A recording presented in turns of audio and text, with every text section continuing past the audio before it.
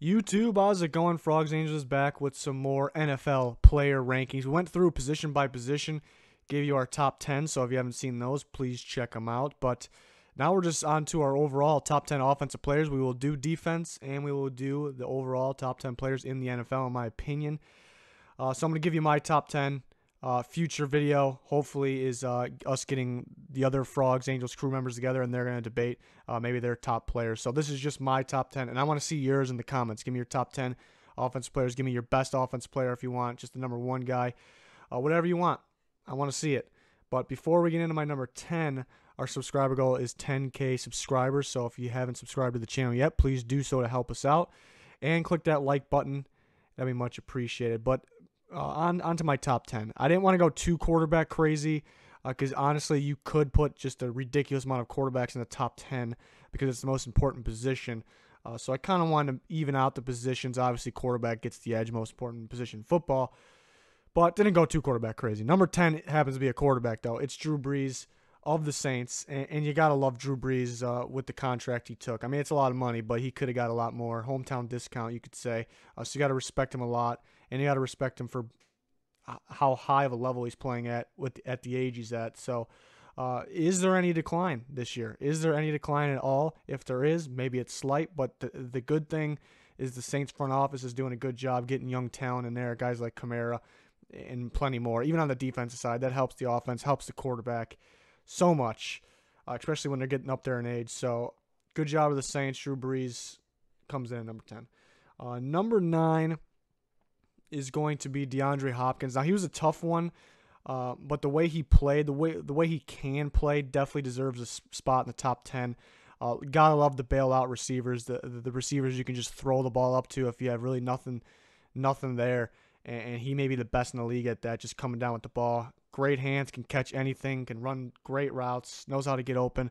What I meant by it's a tough one to figure out if he's top 10 or not is because if Deshaun Watson's out, it seems like he doesn't play anywhere near, which makes sense though, but anywhere near at the level that he does with a guy like Deshaun Watson. So how would other receivers be in that type of situation? So Watson needs to stay healthy, but it's looking good as of right now for Hopkins and the Texans. So I got him at 9. Number 8 on the list is going to be Le'Veon Bell, the Steelers running back. Between him and Gurley, Gurley's going to be number 7. I'll just give it away now. But between 7 and 8, the two running backs, you can flip them any order, and I don't have a problem with it. It's pretty much a tie.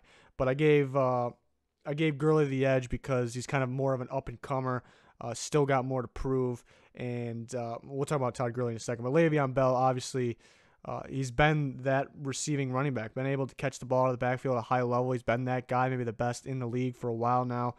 And it seems to be that I have him in fantasy every single year, so he's my guy. But I lost in the championship while having him to this guy because of this guy, Todd Gurley. Like I said, I gave him the edge because he's more of an up and comer. He got his contract. He's ready to ball out, even though he did last year.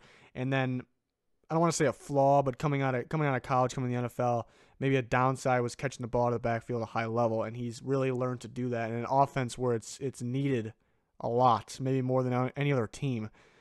So very impressive. So he gets a slight edge. He comes in at 7. Number 6 is going to be Julio Jones, the wide receiver on the Falcons. He's got really everything you ask out of a receiver. He's got the speed, he's got the size, the strength, great routes, maybe the most important thing from a receiver, the route running. So very impressive year in, year out. I think he's, besides quarterbacks, maybe you look at players that how important they are to their team. I think Julio Jones is definitely up there. So he comes in at number 6. Number 5 on the list is going to be Russell Wilson, the Seahawks quarterback. I think he could be higher if the Seahawks were. I'm not really sure. We talked about it before. I'm not really sure what the Seahawks are doing. I never really knew what they were doing with the offensive line. It never was good for Russell Wilson, but now it looks a little messy everywhere else too. I mean, not terrible, obviously, but I mean, you got a quarterback in his prime, maybe the best player in football, one of the best players.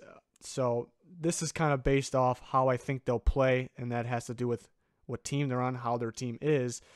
It may be a future video, a different debate on if the NFL started over, we'll say, And who would you take first? Who's the best player in the NFL? Not looking who's around them. Maybe it's Russell Wilson. That's another thing we got to figure out. But he comes in at 5, but I'm very high on Russell Wilson. Number 4 is going to be Antonio Brown, the best wide receiver in football. Another guy that can do it all, play in the slot, play outside, perfect routes. Just seems to always be open, and when he's not, he can make contested catches despite his size. Just very impressive. It shouldn't be a surprise that he's the highest receiver on this list. He comes in at 4. So we got 3 players left. 2 are quarterbacks. I'm going to talk about the guys at the end who just missed the cut or why they're not on here.